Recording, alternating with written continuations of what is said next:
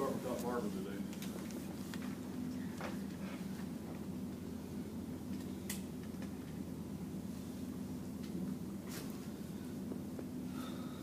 How we doing, Reese?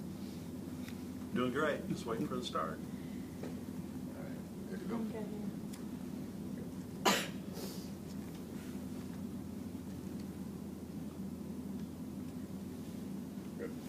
Okay, let's go and get started.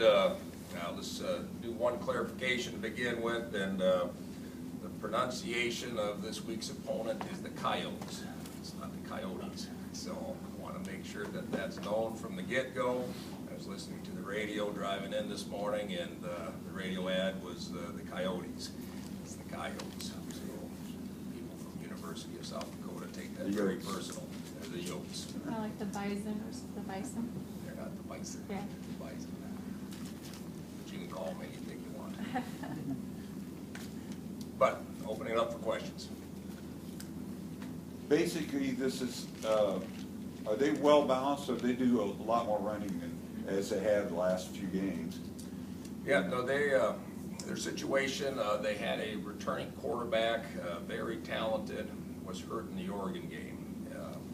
In that game, you saw kind of the offense they want to run is a 50-50 run-pass type. With the new quarterback coming in, very athletic, capable of running the football, and he does. So they're probably a little more of a run personality right now, but their offensive philosophy is to be balanced at a 50-50 ratio. You know, they use two running backs pretty regularly. I guess what's the difference between the two, or how do they utilize the two in different ways? Well, they actually have three backs that they'll rotate in and out of their formations, with two of them being the main carry guys. They're blue collar. They just come at you. They're very north-south oriented. They have a good offensive line in front of them. They have a power scheme that's pretty effective. Watching the film, they had success moving the football against Oregon. They had success moving the football against Montana, and naturally Northern Arizona. So those are all quality opponents. So it's going to be a challenge. We got to find a way to make them earn the yards. Definitely can't give up big plays, but when you have that strong of a run game, usually your play action is pretty potent, and that's something else that we got to make sure that we're assignment sharp in all of our responsibilities. You guys have been lights out in the second half this year as a team. Do you feel like that's something you can even get going earlier in the first half? Well, naturally, you try to come out and have a complete game, but again, the game of football is 4 quarters. It's a process.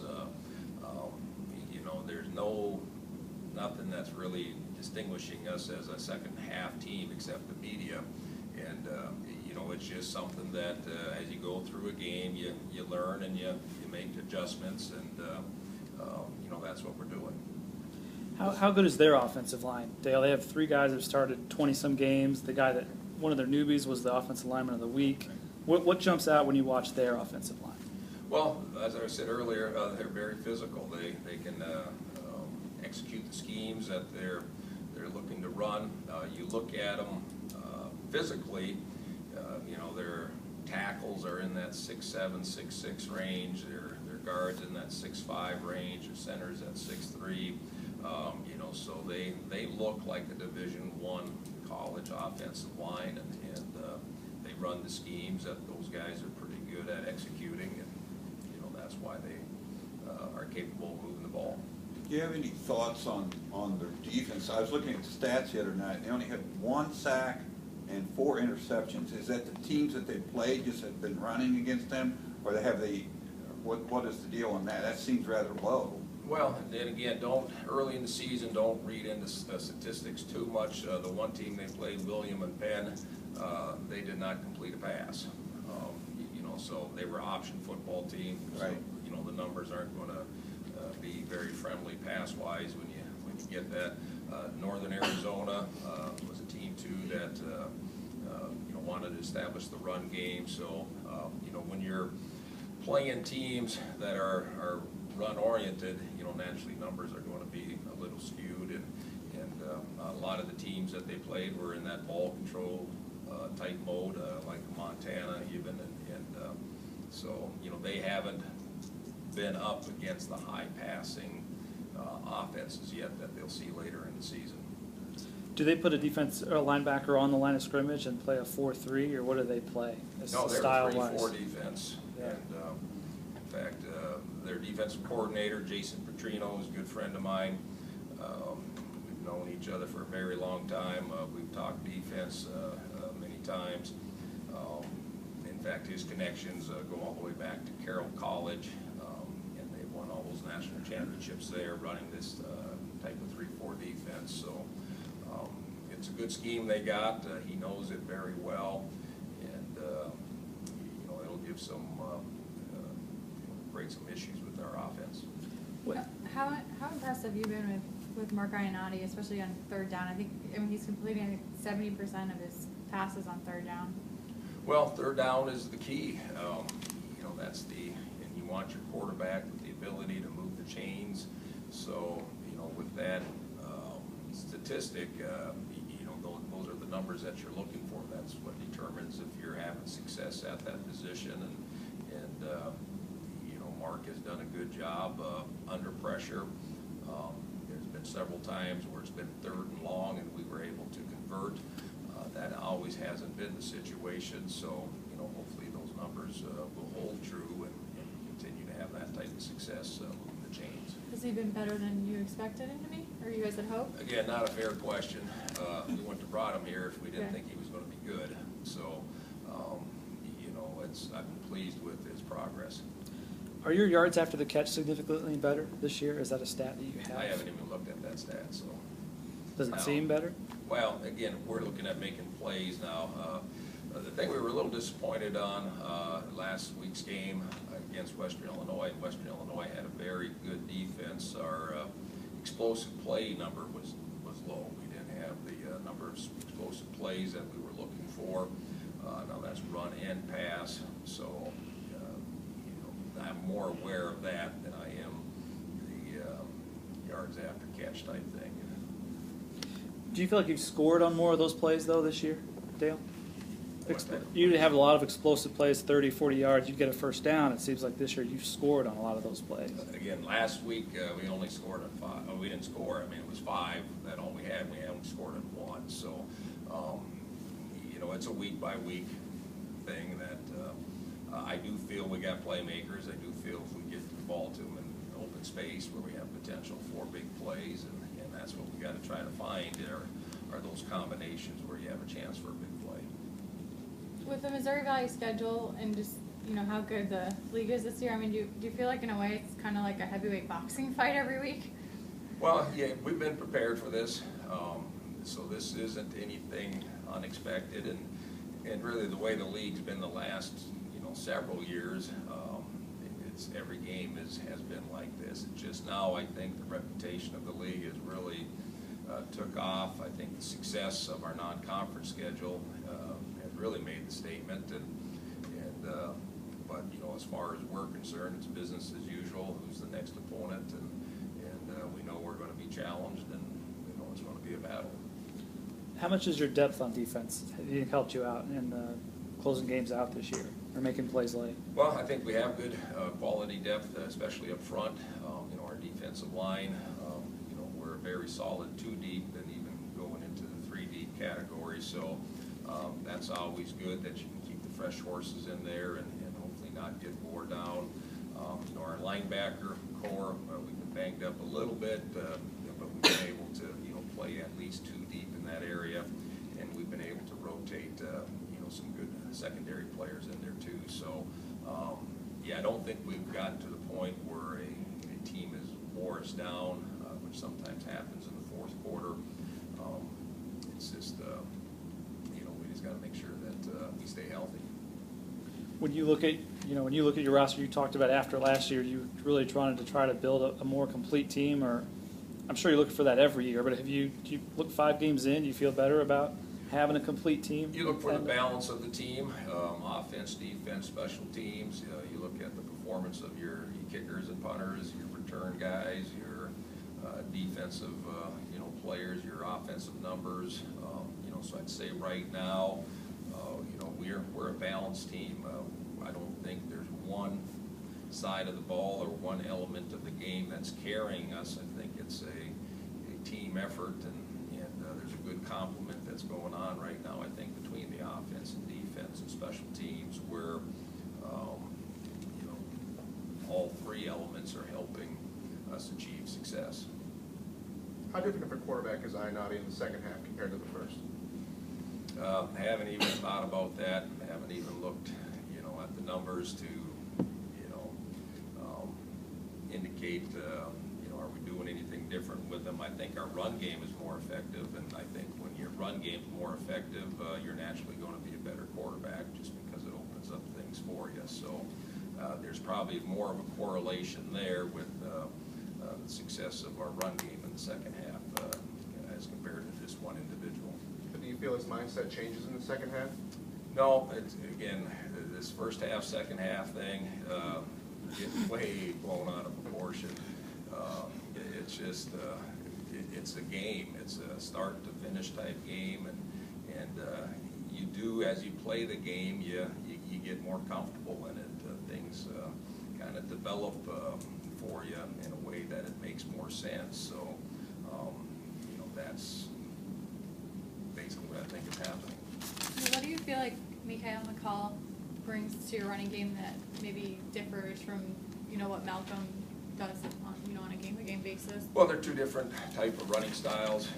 Malcolm Agnew is very elusive, has great balance, but, he can make you miss in a small space, where Mikhail, he's going to run over you. He just has that true north-south type running style, and in fact, I think sometimes he runs so hard that's why he's had issues every now and then hanging on the football or even getting banged up, just because those hits that he's delivering are pretty brutal. How big of a player has he been? With Ken Malcolm being out, and you maybe have more carries for Malcolm Agnew or Cameron Walter. How big a plus has he been on offense for you this year?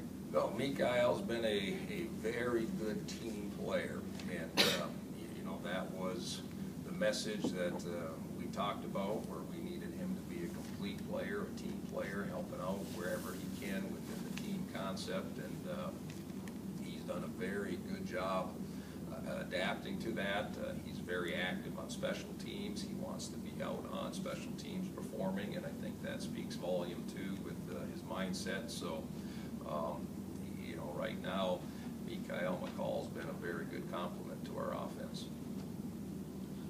Think you're getting Ken Malcolm back this week to play? We're gonna definitely practice him, and Tuesday see where he's at. And now he's a little further away now, just with knowing the offense, being comfortable with the schemes and everything else. Physically, he's been cleared, and so now it's just a matter of where he's at with his game. Is there injury updates on anybody else? We're going to know more on Tuesday, but right now it's a little iffy. We just got to see how everyone feels on Tuesday, and this year especially, it has been, we haven't made decisions until Thursday, even Friday, with people playing. So it's we'll just kind of wait and see. This season, how many plays are you guys typically on a game-by-game basis scripting out? When you start off the game offensively, yeah, the exact number, it's most sure it people are varies, round but numbers. It's anywhere from 12 to 20, and it kind of depends too on the game plan itself. If you're going to go in and do your bread and butter stuff, you're not going to script many plays because you don't need to. If you feel like you really have to be diverse and switch things up, then you usually script anywhere from 15 to 20. Getting back to McCall, was it just a bang, or there was no structural damage to whatever injury he had from the game Western? No, he his right ankle? now would be probably in that bruise category, and so we're expecting him to practice on Tuesday. Now, Suggs left the game. It just looked like he hurt his hand. Did he go back into the game after that? Keith Suggs? Yeah, I didn't even know he was hurt. Well, Coach, can you talk about South Dakota's secondary? They're brand new, but they had 3 picks last week, and their pass defense. You know, I know they haven't played a lot of passing teams, but their pass defense, what do they like to do? Or why have they been effective? Well, I think they have some good schemes, secondary schemes that you just have to be aware of as a quarterback. You know, they'll change things up on you. They'll give you one look, and it'll be another look. And you know, if you're not aware of those concepts that they're doing, you know, they will break well on the ball and make plays. So, you know, again, this is a team that's very well coached. You know, I've known Joe Glenn. I've been coaching against him since 1988, and you know, it's probably none better in the profession. Won a couple national championships at Northern Colorado, a couple at Montana, took Wyoming to the bowls, and I mean, he's as good as they come, and he's surrounded himself with a lot of his guys that know how he wants to play. And I think that's what you're seeing right now is you know, they've made some significant improvements from year 1 to now, and you know, they're not. Are there a lot of called runs for the quarterback, or is it just him scrambling around with his saber? He's going to be quick to run. You know, he's not scared to run. It's almost similar to what we saw against Eastern Illinois. You know, with all, he would be quick to run, and there's draw schemes that are built in for him. So he's very athletic, and he gets out in the open. He's fast and elusive. Now, you know, you talked about the running backs. Do they run certain plays for Trevor Boma and other ones for the other ones, or are they pretty interchangeable? They complement each other. And again, this is power football, so it's a little different than what we saw this past week. Where with Western Illinois, they would spread you out on the field and make you defend every inch. South Dakota has the ability to pack them in, and basically they're going to move the mountain on you. You know, that's their mentality. We're going to come at you. This is how we're going to come at you. Now stop us. When you look back at the drive that Western kind of rolled how they did against Northern Arizona, was there anything schematically you looked at, or you're? Where's the question going? Yeah, I mean, they have a power running game. They ran it 10 straight times against Northern Arizona on one drive, and Western had a similar drive against your team on Saturday. When you look at the film, was there anything you would have done differently about that? About our drive? Yeah, you're defensively when they ran the ball. You know. Yeah, we've made mistakes here and there, and again, it's just, you know, you got to be assignment sharp. You got to, you know, make sure your gaps are sound, and you know, a team running the football on you is going to happen. You know, again, the key is not letting them in the end zone, not giving up the score. So you can't get too uptight if a team's getting 4 or 5 yards on you. You know, because eventually they're probably going to do something where they don't get the 4 or 5 yards, then you got to convert it to some other type of defensive scheme. So we're going to be challenged. There's no doubt about it that I'm concerned about their run game because they're pretty good at it, and you know, it's probably more of a similar run game as to what North Dakota State has. It's very north-south, and it comes right at you. They don't try to be fancy with it. And again, the way to describe the University of South Dakota, they're blue collar and they're very tough. Okay, and they take pride in that. So that's the team we got to get ready for. What are your biggest concerns about your run defense, would you say? Well, naturally, you don't want to give up yardage. I mean, it's you know, we got good numbers. There's a lot of things I'm excited about with our run defense. I think if you look at our numbers, statistically, our run defense isn't that bad. But there are times when you give up a run here or there. Now, what we've struggled with, our biggest runs against us has come from teams that have been more of your spread type offense where we're trying to defend the field, and our longest run that we gave up Saturday night to Western was just one of those runs where, you know, we got too many guys on the perimeter, and next thing you know, they hit us on a 20-yard run. So every offense is different, and every offense presents different challenges in defending the run. Coach Tay Willis had some nice kick returns. What's the biggest, you know, difference between a 20-yard return and a 60-yard one? Is it him, or is it picking the right scheme at the right time? Well, naturally, talent is the key. Anything with special teams, you got to have the right people, people with the knack. Just because you're fast doesn't mean you're going to be a good kick return guy. You got to have good vision. You got to be able to stop and go quickly. And Tay has those abilities. In fact, on the big run that he had, the cover guy had the angle on him and came off the edge, basically unblocked, and Tay just made him miss. And then after that, he found the seam, and then it was a foot race.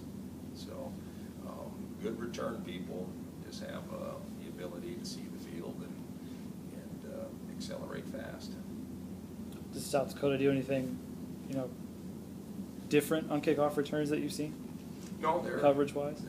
And that's where you get most teams are pretty standard. There's only so many ways you can return a kickoff, and there's only so many ways you can block it. So, what I've seen on film is they're pretty standard, as are most. We're standard. So, again, it goes back to some of your talent that you have and what they're capable of doing.